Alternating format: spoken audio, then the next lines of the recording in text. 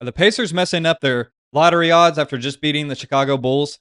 Does it make sense for Pascal Siakam to still play? Is there a possibility we trade back into the first round if we were to lose our top four pick?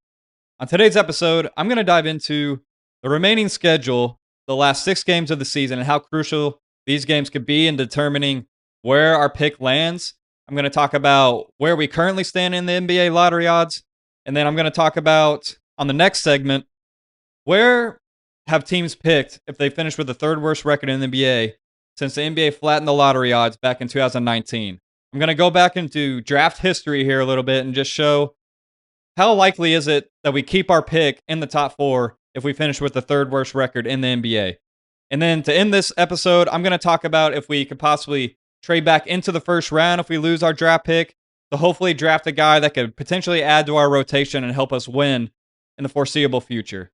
All coming up next on the Pacer Pulse podcast.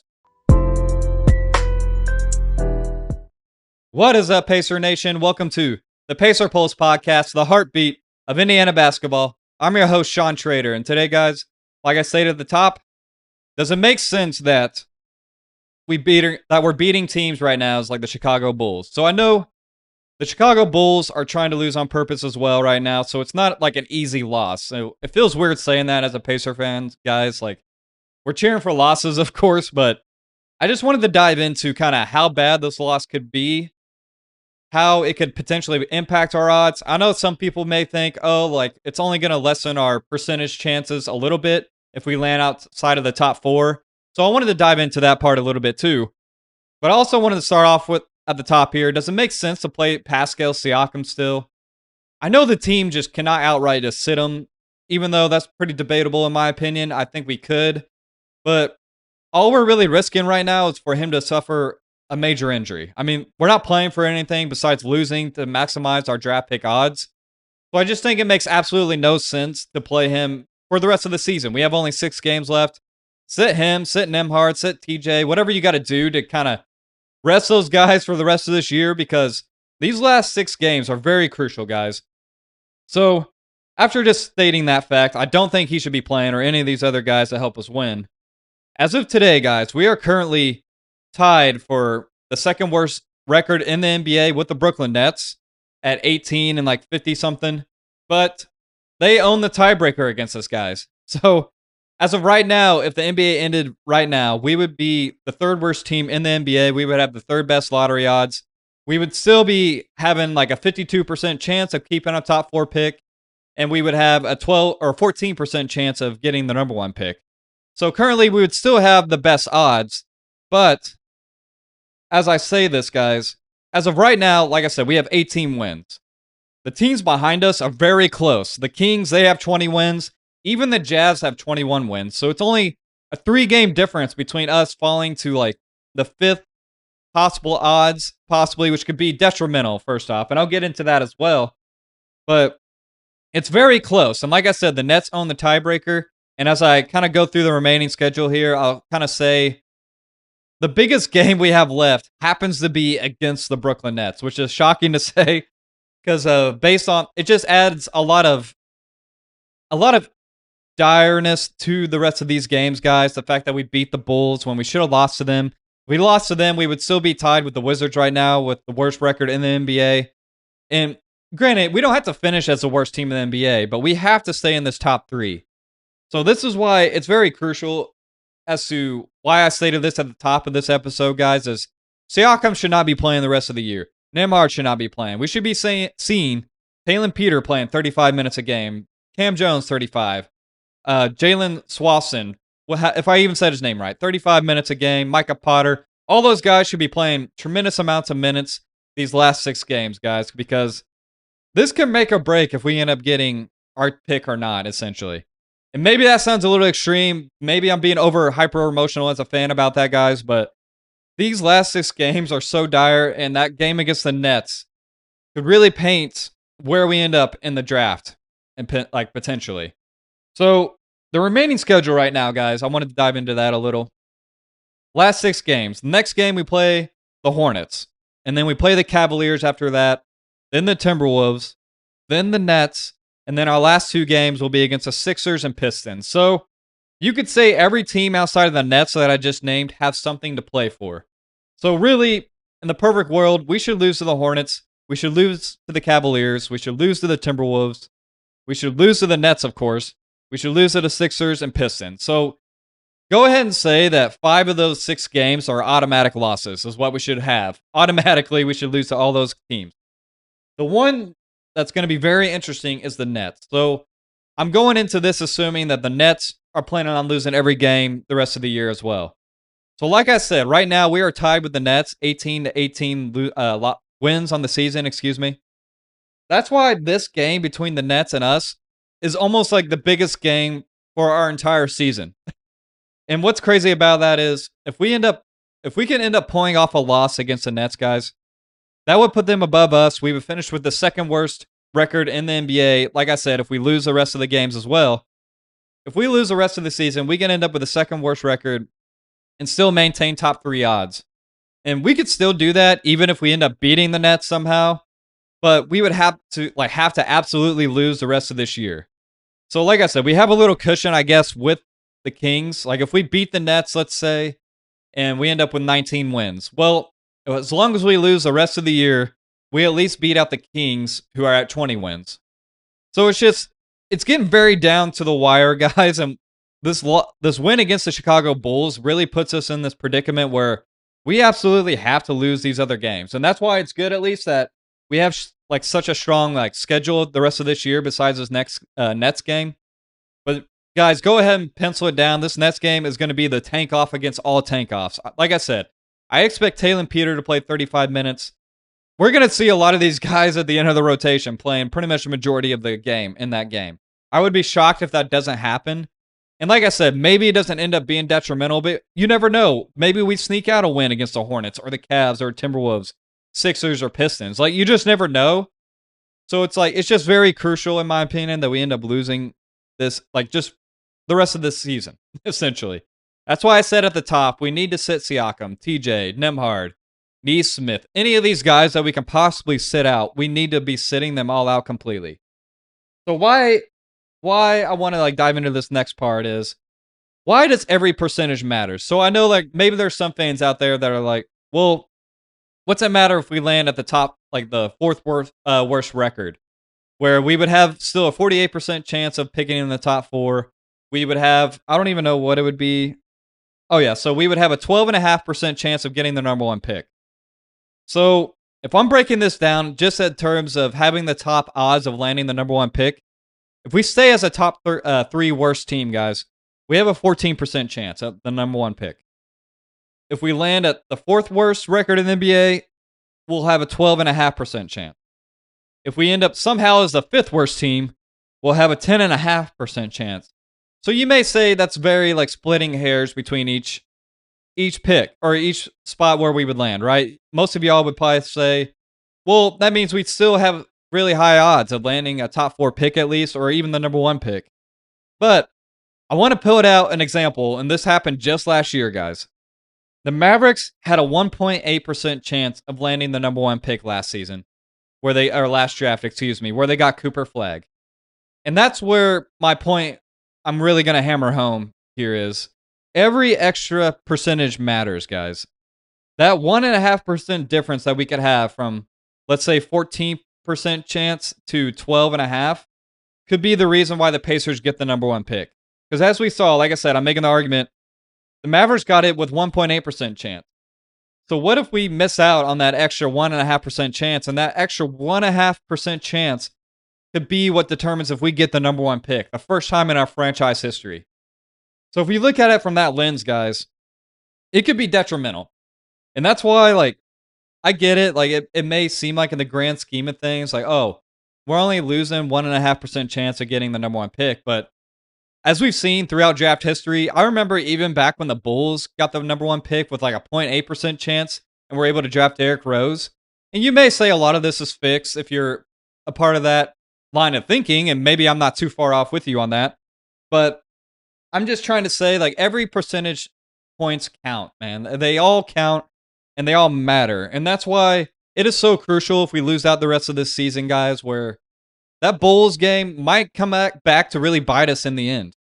Maybe it doesn't. Maybe I'm overreacting to this win. Maybe that since I'm so emotionally attached to like the losses now because of this draft pick, maybe I'm overanalyzing how bad this could possibly end up being if with us winning against the Bulls.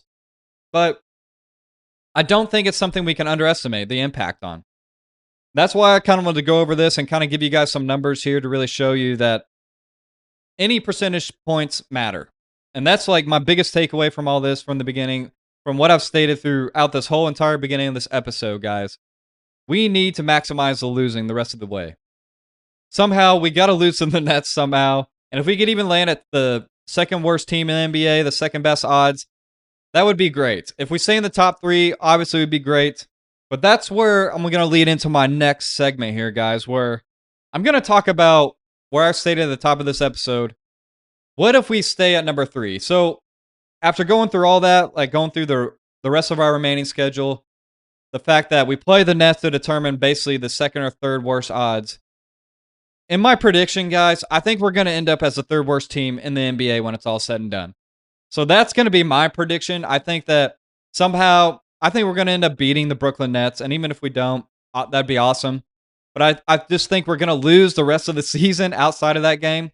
So let's say even if we end up beating the Nets, that's my prediction. We're going to be the third worst team in the NBA. So I want to look back historically, right? So since 2019, the NBA flattened the NBA lottery odds. So I went back and looked at every team that finished with the third worst record in the NBA those seasons, where they ended up picking, who they picked. I mean, maybe that part doesn't really matter, but where they ended up picking in those drafts after finishing with the third worst record. So in 2019, the Cavaliers, they finished with the third worst record, of course, but they ended up picking number 6 in that draft, where they got Darius Garland, which obviously was a good pick for them. Ended up being a good pick, even though they already shipped him out. But going into the 2020 draft, the Hornets finished with the third worst record, and they end up picking number 3. So you'd be happy with that outcome, of course, especially us, where they end up getting LaMelo Ball in that draft. In 2021, the Raptors, they ended up picking number 4, another good outcome that we would like, where they got Scotty Barnes. But then going into 2022, the Rockets, they picked number 3 and ended up getting Jabari Smith Jr. So just these first few years, I'm very, very happy with the outcome. If you're a Pacer fan, if you want to go back into history, if you think that history really paints a picture of what possibly happened with our pick in the future, I like to look at it just because I think it helps paint a picture of where we could realistically pick. Not saying it's set in stone, but I think it helps paint a picture. But then going into the 2023 draft, the Pistons had the third worst record in the NBA, and they end up with the 5th pick and picked Asar Thompson. And then in 2024, the Hornets had the third worst record in the NBA. They end up picking 6th and got Tijon Solon. And then in 2025, the Hornets, they had the third worst record, pick number 4, and got Con Knipple. So my key takeaways from all this, guys, is teams with the third worst record generally have kept a top 4 pick 4 out of 7 times in the past 7 years that the NBA flattened the lottery odds. So you can look at that and be pretty encouraged as a Pacer fan. If we end up with the third pick or the third worst record, we most likely will keep a top 4 pick. And it typically lands, like those picks typically land between 3rd and 4th. If we keep the pick, and if we don't, they usually fall from like anywhere from 5 to 6. So if you're looking at it as like a glass half full type of guy, girl, whatever, you're going to say, oh, well, this means we essentially will probably keep at least the 3rd or 4th pick, and you'll be happy. That means you're probably getting Caleb Wilson or a Cam Boozer, Darren Peterson. If he falls in the draft, you don't know with the medicals and all that. So you could see that and be very happy as a Pacer fan and think, oh, well, maybe it's best that we land as the 3rd worst team in the NBA. We keep these odds, and at least we have a pretty high chance of keeping a top 4 pick because we know it's not guaranteed. Like I said, if we keep top 3 pick or a top 3 odds, we end up with like a 52% chance of keeping our top 4 pick and a 14% chance of getting the number 1 pick.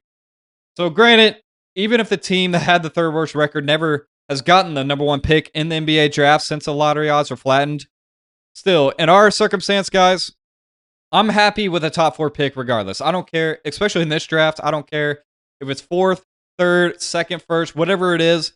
I'm going to be overjoyed. Adding that kind of pick to this team would automatically catapult us to like, I would say, like perennial juggernauts for the next 2 or 3 years in the NBA on paper. So the likelihood is not it's solid, but it's not guaranteed, like I said. And staying in that top three worst record zone is very important. That's why I said this loss or this win to the Bulls or against the Bulls could very well impact our team in a very bad way, guys. Especially if we end up beating the Nets. And let's say if we somehow get a win over like the Pistons or Hornets or the Cavs or the who else am I missing here? Or the 76ers or the Timberwolves. It's just you never know how it's going to shake out. That's why it's very important. I thought that it was very important to state at the top of this podcast how bad that could possibly impact our lottery odds, guys. So if you're a Pacer fan, every fan out there should be hoping that we lose out the rest of the way, and then we just solidify at least our second or third worst odds in the NBA after it's all said and done. Fourth, I mean, it's not the end of the world, but still, like I said earlier, guys, we would lose out on 1.5% percentage points or a chance, excuse me, of getting a the top pick in the draft. So, and like I said, all you need is a 1.8% chance of possibly getting the number one pick. And you can make the argument the other way around as well, where, well, who's to say that even matters then if a team that has the 10th best odds could possibly land in the top number one overall pick? Yeah, you're right, but still, like I said, if I'm making it from that point in that argument, every percentage point matters. So, I also wanted to end this podcast on what if we don't get the top four pick? So, in my last podcast episode, I talked about what if we keep our top four pick, and what if we get the fourth pick and we end up taking a guard instead of Caleb Wilson? Check that one out if you haven't heard it yet.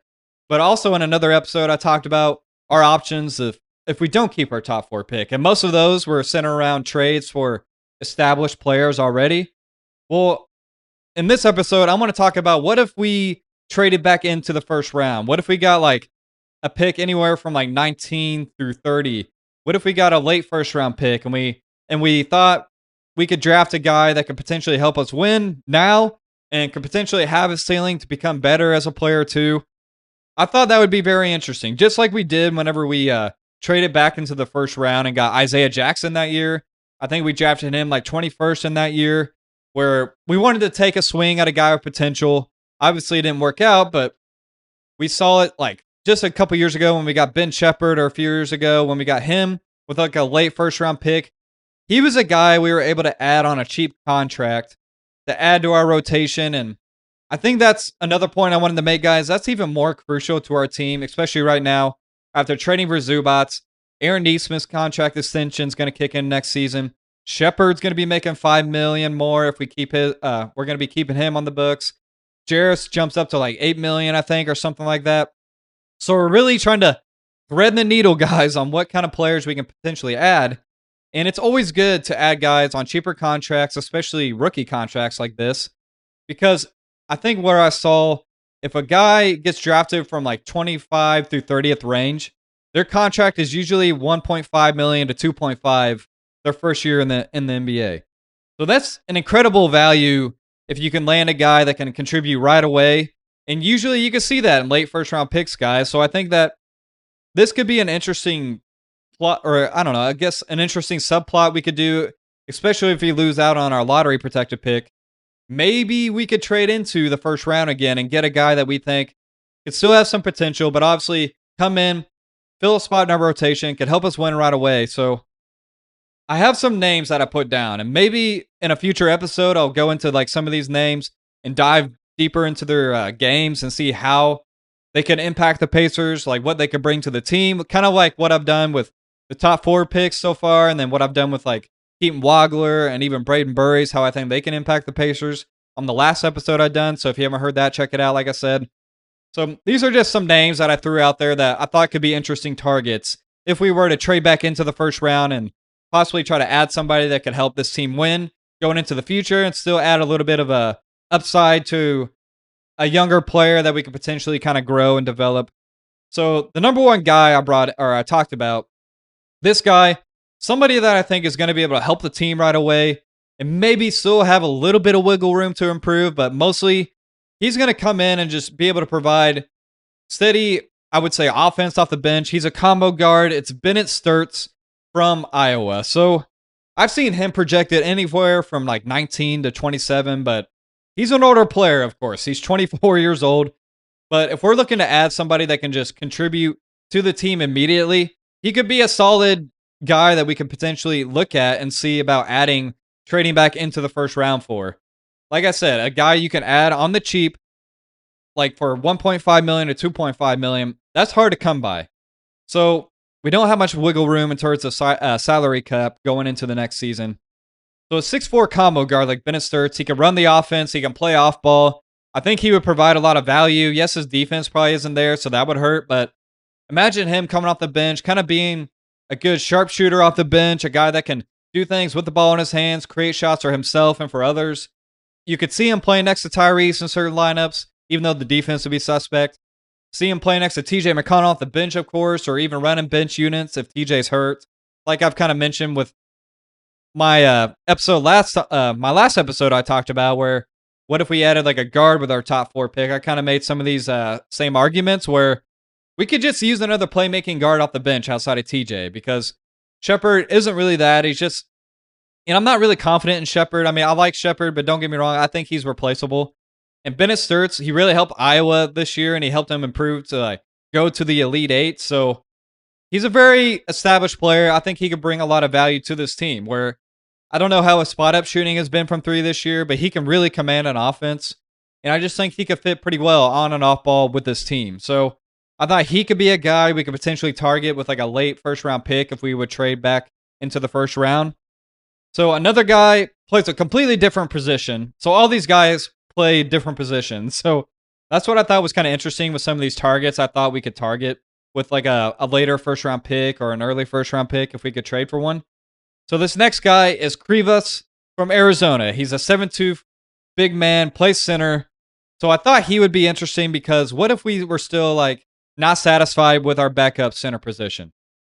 What if we think Jay Huff is more of like a third string center who can fill in as a backup if we need him to? What if we see Krivas as like a guy that can contribute as a backup right away? He's got huge size, 7'2". He's even bigger than Zubats. So what if we lean into more size? He's got good rim protection, rebounding. He's playing for the best team in college basketball right now. Could potentially win the national title. So, and he's shown the ability to have some shooting touch and some passing skills.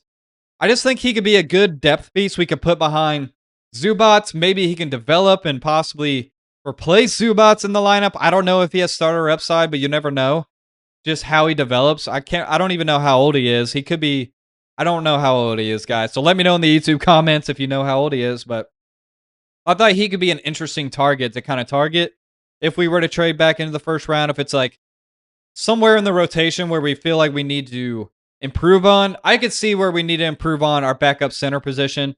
And I think Krivas could provide a lot of value in a backup role and maybe a spot starter role in case of Zubats is hurt. He's at least played for a high winning team. He's got tremendous size. He can protect the rim. It's just, I think he'd be worth taking a look at with like a late first round pick if we want to shore up that position. So this next guy I want to talk about, I've seen him all over the board, guys. I've seen him at like 10. I've seen him at 25. So I threw him in here just in case of, let's say he slips into the first round, into the later parts of the first round. And that's Koa Pete from Arizona. So staying on that Arizona trend, I think he's just a good high upside swing. He's got 6'8" size. He's obviously built like a linebacker. The dude's massive. He's huge. Yes, he's not a shooter, but I think he provides some good versatility off the bench. Be able to guard different positions. He's a good finisher inside. He's a good lob threat. I think he's a decent passer as well. He's a good transition player. If he could just add a jump shot, he could be a very good high upside swing, guys, that I think that we could really build with into the future, especially if we're going to trade for a late first and maybe we want to take an upside swing instead of just a more established player.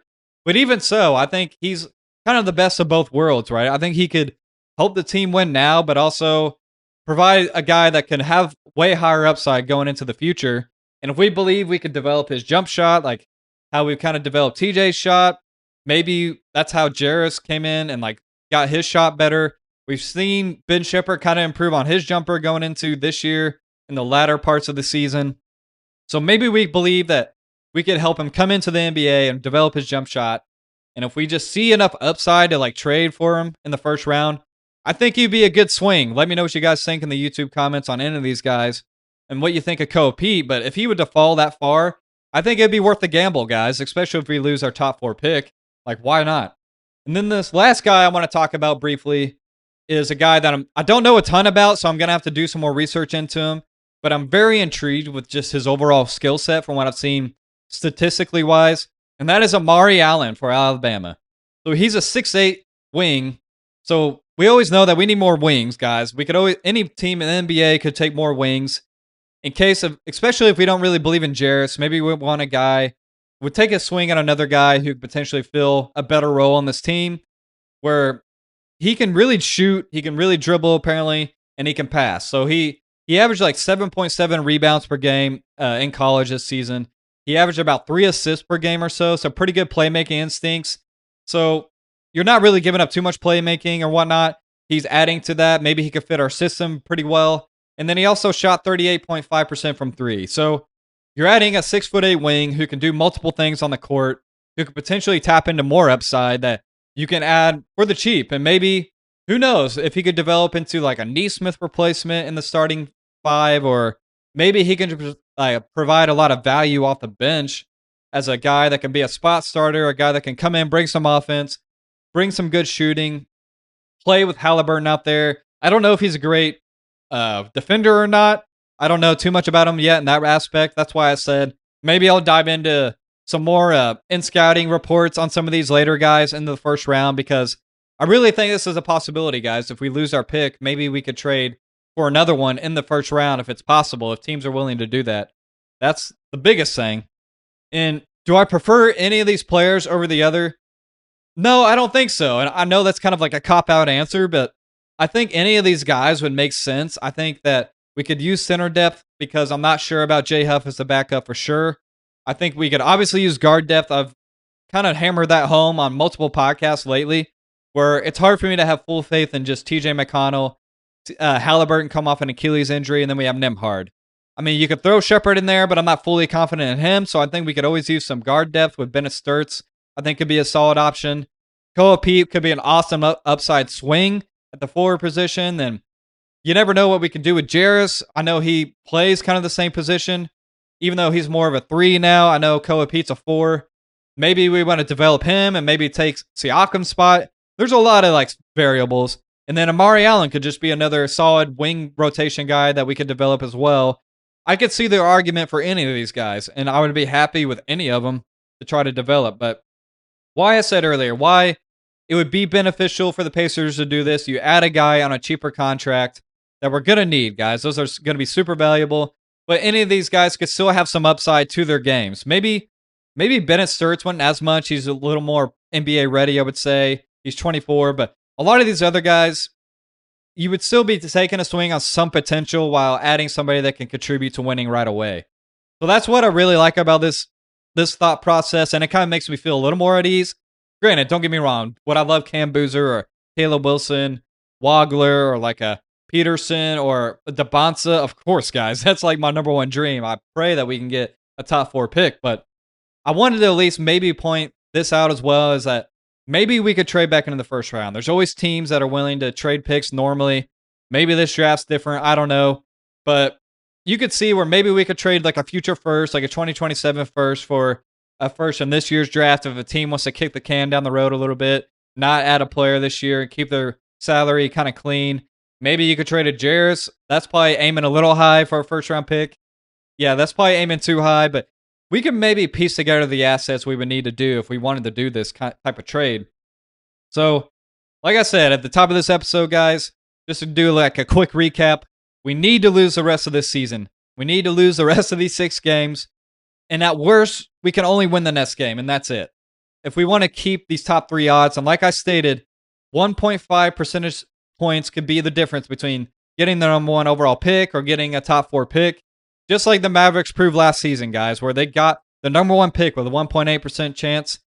That could be the difference between getting the number 1 pick. So it's very important that we keep this top 3 pick or top 3 protections, whatever you want to call it. And just like I said, the risk of sliding to fourth or fifth could be astronomical to our lottery odds. This team, like I said, we need as many swings at star time as we possibly could get. So let's keep this pick. And then just what do you guys think about our overall just us losing or us winning against the Chicago Bulls? Do you think it's going to impact our lottery odds that much? What do you feel about if we do fall to like the fourth best odds or fifth? Do you think that we could still get a top 4 pick? Just let me know in the comments on YouTube, guys. What do you think? And then let me know what you think about any of these prospects with like a late first round pick. What are your guys' thoughts on what do you think if we were to lose the top 4 pick? Do you think it would be smart to trade back into the first round for like a late first round pick to add some more depth or some upside to maybe develop?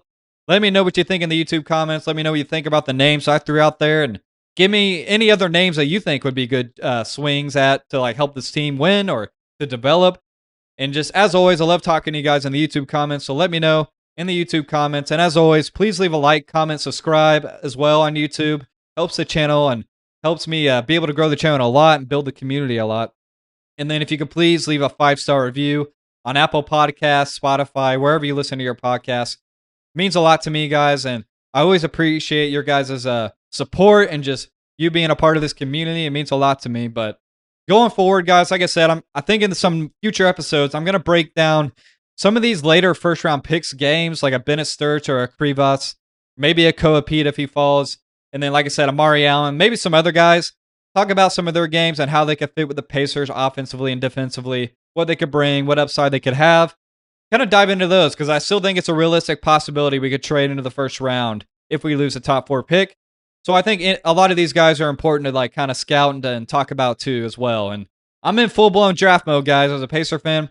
I don't care about these games right now. I just care about us losing. And we're locked into March 13th when the NBA lottery is going to happen. So that's what I'm mainly focused on right now. That's what this pretty much this podcast is going to be focusing on as we get into the summer. And I'm going to talk about other things as well, what to expect from this team moving forward. But that's going to be my main focus, guys. So if you like that kind of stuff, please tune in and would always love to hear your guys' opinion. But I can't thank you enough, Pacer Nation, for listening. And I will talk to you soon.